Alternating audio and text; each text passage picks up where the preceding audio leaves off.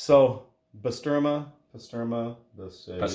I don't know. There's Armenian, a million. Turkish, Ukrainian, what? Everybody owns this, and it comes by a million names apparently. But I think what we're really getting down to is a cured beef, a very traditional recipe. We are going to deviate from that process-wise because I didn't want to just build a salt box and pack this meat in there, and we're more comfortable with using the cure. So too bad we're doing it this way.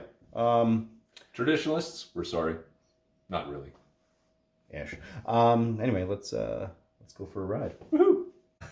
All right, we have a lot of stuff here, folks. There's a lot, and I'm going to mention right off the bat that traditionally this is packed in salt, and then all these other ingredients wind up going on as like a spice coating. We're putting everything in the cure here right off the bat because we feel like it, and I think it's going to make for a really nice penetration of all of these flavors into the meat. So there. Do you like how many times you use the word penetration today? Yes. Probably. Many times. All right, so what do we got here?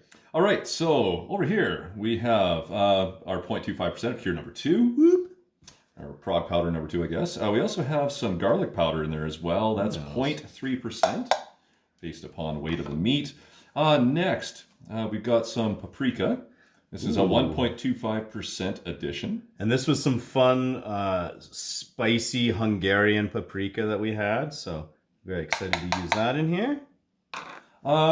First time we've ever tried this spice, we have 1.25% of fenugreek.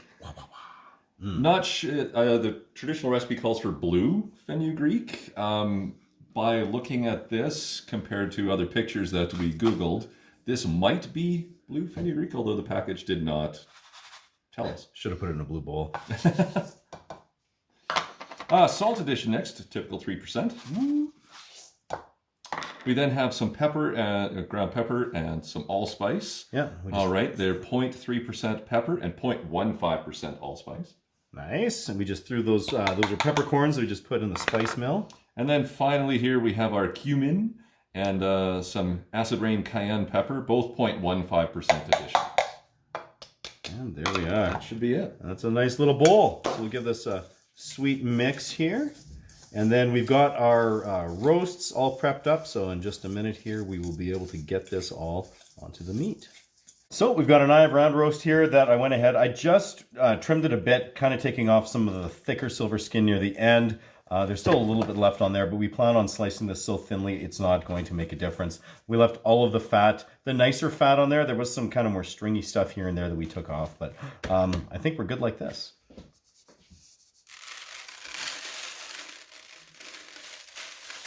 Ooh. Changed my mind. Let's just put this in salt. Perfect timing. Yeah.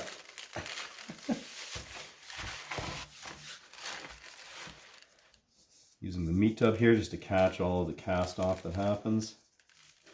And we'll scoop it into the vacuum bag that we have yet to prepare because we always think ahead. All right, beautiful. So we'll just get a vacuum bag going for this and get everything into there. Here we go. I'm gonna go the thinner end first, maybe. Pop that into there, and then like this. Try to complete. Wow, there is a lot of stuff going into here. Wow, you're not kidding.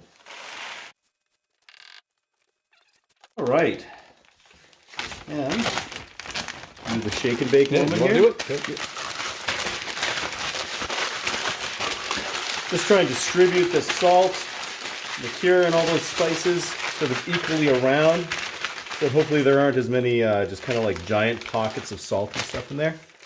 All right, let's get this vacuum sealed. Okay, we're going to give this just a second little seal on here once that cools down, just to help prevent any possible leaking. Then we're going to get the product, the weight, the date on here. And this is going to hit the fridge for probably, I'm going to say more than a month, maybe 5-6 weeks, to see how patient we are. Let everything just absorb. And the nice thing about this equalization cure method is that we're not able to over salt it or over cure it. You can't over cure with time, so it's just all flavor country. After a good long cure, these Basturma are ready to rinse off.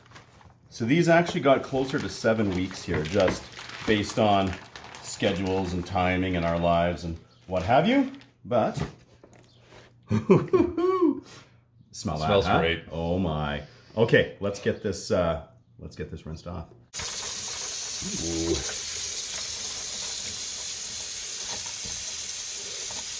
Oh man, so much of this sweet goodness on here. We just want to rinse this off so that particularly anything that's larger and chunky like this, just because that will create some air pockets underneath the casing, and we don't want to risk having any opportunity for adverse mold growth. So after we rinsed off, we just want to pad this dry with some paper towels here, just like so. And now it's time to get this into a nice casing. So at this point, we're going to put some potassium sorbate onto, this is a pasted hog skin here, which we're going to use as a casing. I also like the collagen casings. Last time I went to the store to pick them up, this was all they had.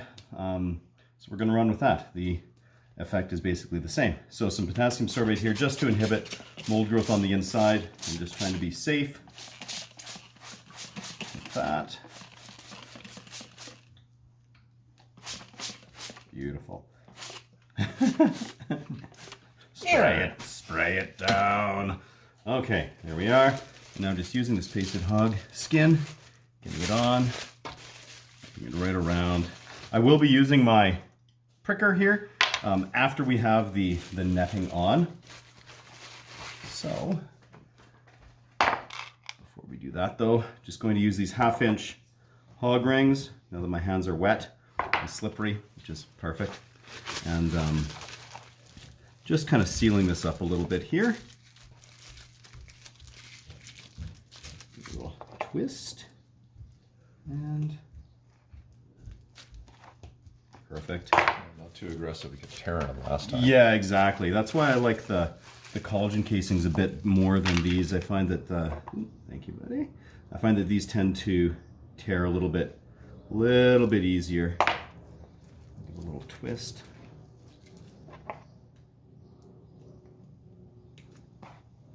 Just like so. And there are some small little air pockets in here that'll get a little bit compressed once we get the netting on here. And I know that you're very excited about this. Oh, my favorite process. Do you want to do the old sock roll move? Yeah, sure. So these, the netting has been soaking in vinegar here, just to sort of start with a clean slate mold-wise. Yeah, okay, I'm fine leaving that on there. A little extra edge. Let's see if we can spatter vinegar at you. Every time I forget my, damn it, goggles. Just close your eyes and hope for the best. Yep. Every time. Every damn time. All right. And again, don't even have my onion goggles anymore. They broke. Okay. Same deal here. Just twisting up. And again with that 1/2-inch hog ring, just closing it. Doing one on the other side here too. Beautiful. And I cut this a little bit longer than I needed, so I will wind up trimming a little bit off here right away. So yeah, but now you can just go around, poke some of these air pockets out.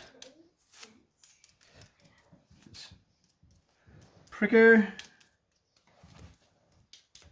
Again, just trying to make sure that we don't wind up with some sort of green mold or something nasty like that growing underneath that might be difficult to notice. So, okay, gonna cut this off and we're going to get a pre-hang weight. Okay, ready to hang in the curing chamber. We've got written down here the product, the original weight, our date, and then also our target weight here, and that's minus 35%, which is what we're shooting for. So I'm just going to go ahead. The curing chamber is set at 53 degrees Fahrenheit, and we're looking at about 72% relative humidity. We'll just get it in here, and we'll wait till it hits that weight loss. Both of these Basturmas here have hit their target weight, so I'm pulling them out of the chamber. I have both of these Basturmas here. They were in the curing chamber for 3 months, and that was enough time for them to hit the weight loss that we were going for. Looks like I need to sharpen my scissors. The plan at this point here is just to peel off this netting, which I guess has caught on that pasted hog skin. And then we're going to get them into, ooh, there we go. Get them into vacuum bags. Vacuum seal them and let them equalize for, I'm going to say, at least a month. And that's going to allow the slightly drier meat on the outside, even in that higher relative humidity environment, it's always a little drier on the inside. We want that to equalize, distribute as evenly as possible. It just makes for a little bit better texture and a more even appearance.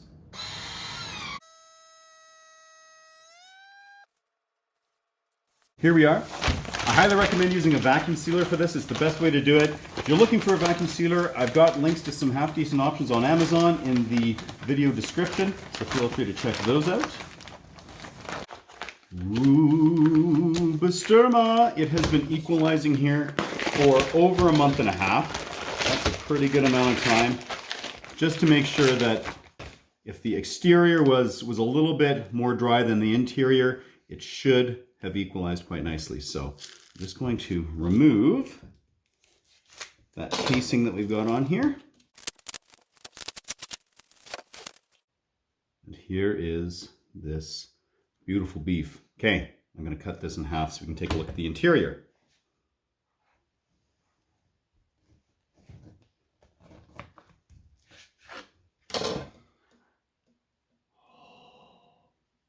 Yes.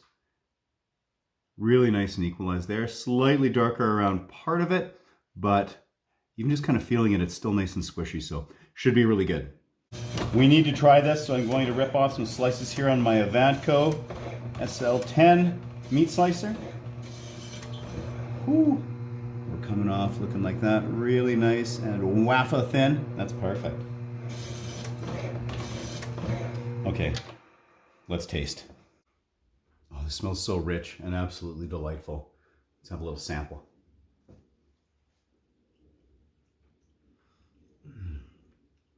I love leaving just a little bit of that fat cap on there. That fat just melts as soon as it gets in your mouth, which really complements this otherwise very lean beef quite nicely. The flavors, it's so incredibly complex. You get the fenugreek, the allspice, the garlic, the paprika, the pepper, the cumin, everything that's in there. The cayenne. Not getting a whole lot of heat from it, but I may have blown up my palate with way too much hot sauce over the years, so. And there's just a little bit of heat maybe kind of creeping in there. Absolutely stunning. This is great. I do love my beef brezola recipe. This is absolutely delicious, but in a very, very different way. I'm going to be using some of this for some raclette tonight. I'm very, very, very excited to do that. So yeah, if you want to try something a little bit different, a little more exotic perhaps than some of the other beef curing recipes that might be out there, I heartily recommend doing this. And until next time, keep it at 11.